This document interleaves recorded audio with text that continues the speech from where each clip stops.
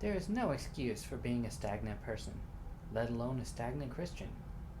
The Bible repeatedly tells us that we are to be working, unless, of course, you're a stay-at-home parent.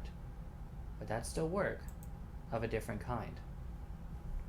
2 Thessalonians chapter 3, verses 6 through 10 read, "Now we command you, brothers, in the name of our Lord Jesus Christ, to keep away from any brother who leads an undisciplined life, that is not in keeping with the tradition that you received from us.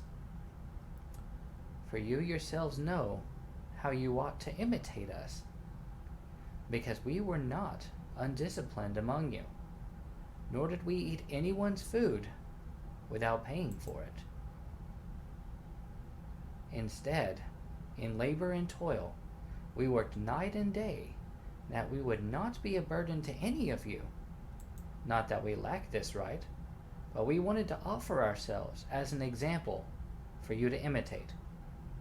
For even while we were with you, we gave you this command: if any is unwilling to work, he shall not eat."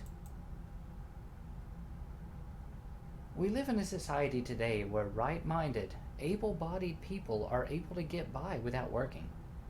Just sitting at home, eating food they didn't work for, in houses they didn't work for, watching TVs they didn't work for, just relying on the work of everyone else to support their selfishness due to entitlements and welfare. The same cannot be true for us as Christians. We must be active physically as well as spiritually. If we are not growing and bearing fruit, we have the warning that Jesus gives in John chapter 15, verses 5 and 6. "I am the vine, you are the branches. He who abides in me, and I in him, bears much fruit, for without me you can do nothing. If anyone does not abide in me, he is cast out as a branch and is withered, and they gather them and throw them into the fire, and they are burned." No matter your background or your lifestyle, kids or no kids, job or no job, you are to work for the Lord.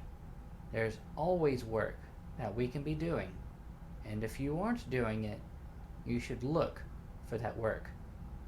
Proverbs chapter 10 and verses 4 through 5 read, "He who has a slack hand becomes poor, but the hand of the diligent makes rich. He who gathers in summer is a wise son. He who sleeps in harvest is a son who causes shame." We are in the harvest as I speak. Even if you aren't able to stand up and teach or preach, you can encourage others. You can, through your example and personal evangelism, reach others. You can start new projects to reach others digitally, like I try to do. There is no excuse to be idle. Thank you for listening.